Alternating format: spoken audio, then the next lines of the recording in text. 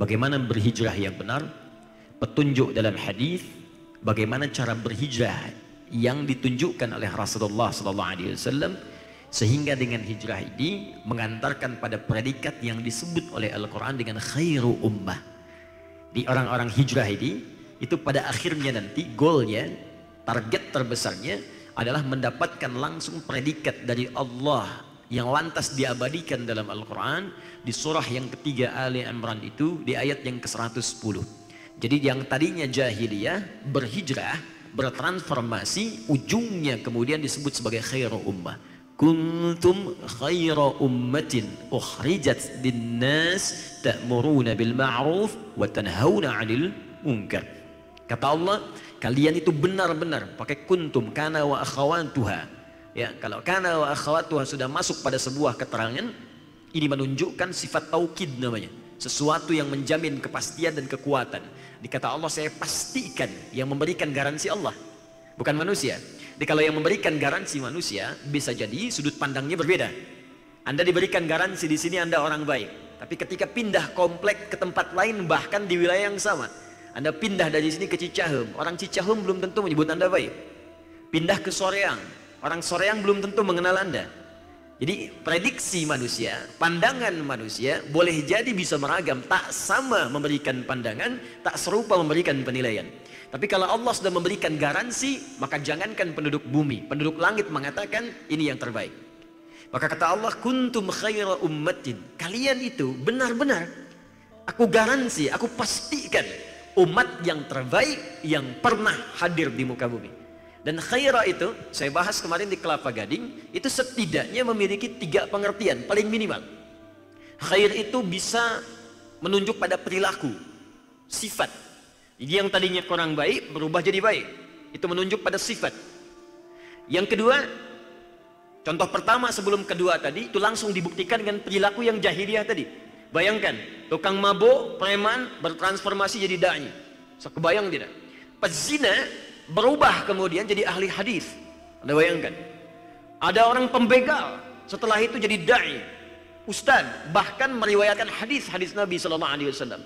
Tobat mereka itu berubah dari yang tadinya di titik nadir paling buruk, tiba-tiba jadi orang yang terbaik, yang bahkan disanjung oleh Allah Subhanahu wa Ta'ala. Mana khair yang pertama. Yang kedua, khair itu bisa berarti harta yang digunakan pada yang baik-baik. Karena itu ketika Allah meminta kita untuk berinfak, kalimatnya keluarkan dari yang khair. Turun Quran surah kedua Al-Baqarah ayat 215. Ya, paling kanan sebelah bawah di mushaf. Yas'alunaka madza yunfiqun. Mereka bertanya padamu Muhammad SAW, apa yang harus diinfakkan? Kalau punya harta bagaimana yang diinfakkan? Ya, apa kata Allah? Qul ma anfaqtum min khair. Katakan kalau engkau ingin infak, keluarkan dari yang baik-baik.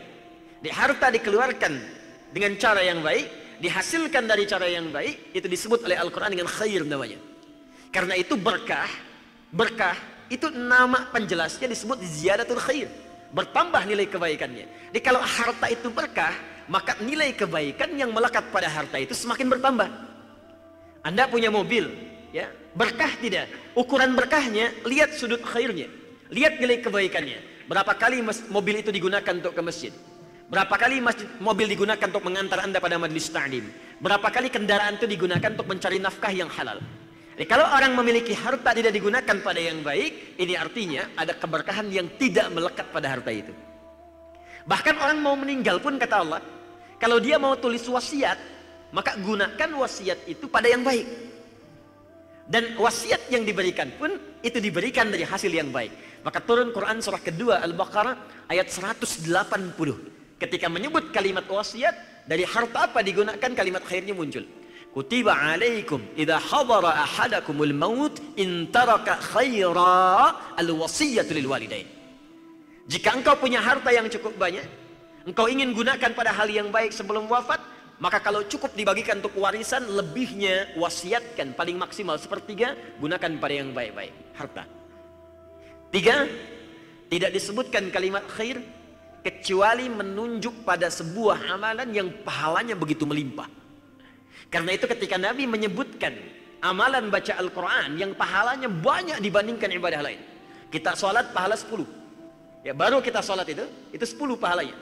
Kalau berjamaah kalikan 27. Ya, standar 10 itu di Quran surah ke-6 ayat 160. Man jaa bil hasanati falahu asyru amthaliha. Siapa yang mengerjakan satu kebaikan bernilai pahala. Hasanah itu kebaikan yang punya pahala. Setiap kita mengerjakan kebaikan dituliskan pahalanya. Mau minum ada pahalanya, makan ada pahalanya. Bagaimana cara minum dapat pahala? Maka caranya disebut hasanah. Karena itu hasil dari pahala akan dikolektifkan di akhirat menjadi timbangan kita kemudian untuk bekal masuk surga. Karena itulah kita sering berdoa, di dunia dapat hasanah, di akhirat dikumpulkan hasanahnya sebagai bekal ke surga.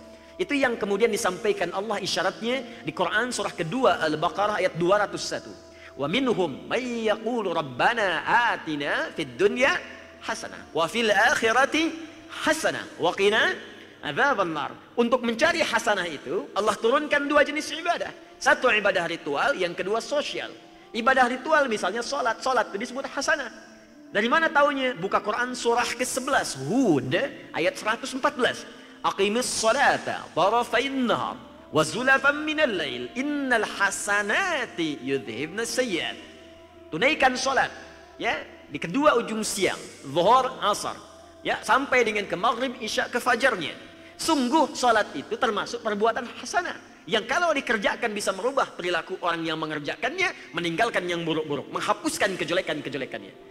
Mengerjakan sekali hasanah pahalanya 10. Quran surah 6 ayat 160 tadi. Jadi kalau selesai orang salat sendirian dituliskan 10. Menghitung 10 bukan 1, 2, 3, 4 sampai 10, bukan. Cara menghitungnya diajarkan di hadis Muslim. Ada hadis tentang masuk masjid, baru masuk dapat 25. Baru masuk. Belum mengerjakan apapun dengan niat ibadah. Masuk masjid dapat 25. Jarak 1 ke 2 500 tahun. 2 ke 3 500 tahun. 3 ke 4 500 tahun. Rumus yang sama digunakan pada sholat, hitungan pahala tadi. 10, 1 ke 2 500, 2 ke 3 500 tahun, 3 ke 4 500 tahun. Hasanah itu nilainya 10 kalikan 500. Jadi kalau ada orang sengaja meninggalkan sholat sekali saja, dia kehilangan pahala 5.000 tahun. 5.000 tahun. Dahsyat. Tapi ada amalan yang saat dikerjakan, itu bukan 10 poinnya. Kalau sholat selesai 10, berjamaah kali 27. Sholatul jama'ati afdalu min sholatil fardi bi 27 darajah. Kalau sholat kemudian berjamaah, maka naik pahalanya berjumlah 27. Rumusnya berbeda. Anda sambil berinfak minimal 700. Quran surah kedua ayat 261. Tapi kalau Anda membaca Al-Quran misalnya, maka bukan selesai baca dapat 10. Setiap hurufnya 10. Bukan selesai baca, setiap hurufnya 10. Anda bayangkan. Hadisnya At-Tirmidzi, nomor hadis 2010. Man qara'a harfan min kitabillahi falahu asyru hasanat. Siapa membaca satu huruf saja dari kitab Allah Al-Quran, maka setiap hurufnya 10 kebaikan. Walam aqul alif lam mim harfun. Kata Nabi, saya tidak katakan alif lam mim satu huruf. Walakin alifun harfun, lamun harfun, mimun harfun. Walikulli harfin asyru hasanat. Tapi alifnya satu huruf, lamnya satu huruf, mimnya satu huruf. Setiap hurufnya 10. Jadi kalau Anda baca alif lam mim, berapa huruf? 3 huruf. Kali berapa? 10. Dapat berapa? 30. Dan tak pernah ada orang baca Al-Quran cuman 1, 2, 3 huruf. Nggak ada. Anda bayangkan. Nun. Lumayan 10. Betul. Nggak ada. Orang pasti baca banyak. Bismillahirrahmanirrahim sudah 19 huruf. Karena pahalanya berlimpah, maka belajar Al-Quran, baca Al-Quran, mengaji Al-Quran, menghafal Al-Quran disebut dengan khair oleh khair oleh Nabi SAW.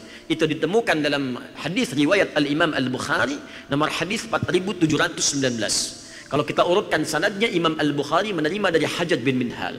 Hajjaj bin Minhal menerima dari Syu'bah. Syu'bah menerima dari Alqamah bin Marthad. Alqamah bin Marthad menerima dari Sa'ad bin Ubaidah. Sa'ad bin Ubaidah menerima dari Abu Abdurrahman As-Sulami. Abu Abdurrahman As-Sulami menerima dari Uthman bin Affan dan Ali bin Abi Thalib radhiyallahu ta'ala anhuma. Keduanya menerima dari Nabi SAW. Beliau bersabda, khairukum man ta'allama al-Qur'ana wa 'allama.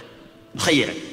Jika ada orang baik di antara kalian, maka yang terbaik yang bisa engkau dapatkan dari situ, pahala yang melimpah kalau cari amalan, itu orang yang mau belajar Quran, pahalanya banyak. Nah, orang tadi jahiliyah, dia berhijrah apa, Bu? Begitu berhijrah disebut oleh Allah dengan khair, khaira ummah. Apa kalimat khair di sini? Mencakup 3 makna tadi. 1, perilakunya berubah jadi orang baik.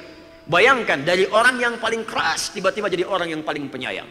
Orang yang pemukul jadi perangkul. Orang yang pencela jadi pecinta. Orang yang paling rakus jadi orang paling dermawan. Merubah perilaku. Yang kedua, ini yang paling dahsyat. Khair juga menjadikan golongan para sahabat yang berorientasi untuk mengumpulkan harta, sekarang berubah orientasinya bagaimana harta yang dikumpulkan untuk bernilai kebaikan. Dulu saat jahiliyah kerja, dapat uang, dapat bonus, riba, kumpulkan sebanyak-banyaknya. Setelah berhijrah, sekarang motivasi mencari hartanya bagaimana saya kaya supaya bisa zakat. Saya kaya supaya bisa infak. Saya kaya supaya bisa sedekah. Makanya bagi orang Islam pada saat itu, kaya itu biasa, Pak. Dan gak jadi kebanggaan. Yang sulit itu bagaimana mengelola kekayaan. Kaya itu biasa. Bahkan orang bisa milih, kamu pengen kaya? Ya, kamu kaya aja silahkan. Kalau aku pengen dengan tenaga saja, maka Bilal memilih dengan tenaga, azan sampai suara terumpahnya terdengar di surga oleh Nabi Sallallahu Alaihi Wasallam. Ali tidak memilih jalur kekayaan, padahal kalau mau kaya gampang, menantu Nabi, cerdas. Jalur apa? Jalur pengetahuan. Abu Hurairah memilih jalur pengetahuan. Abdurrahman bin Auf memilih jalur kekayaan. Utsman bin Affan jalur kekayaan. Dikumpulkan kekayaan bukan untuk dikoleksi. Apa yang dilakukan oleh mereka?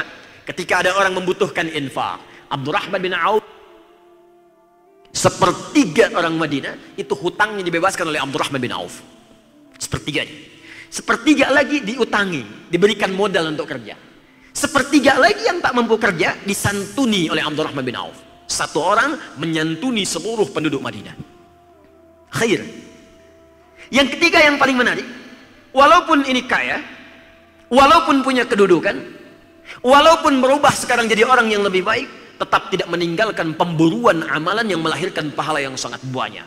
Utsman bin Affan, Abdurrahman bin Auf, Tamim Ad-Dari, saya sebutkan tadi bagaimana kekayaan limpahan mereka. Tapi disebutkan oleh Al-Imam An-Nawawi dalam kitabnya At-Tibyan fi Adab Hamalatil Quran.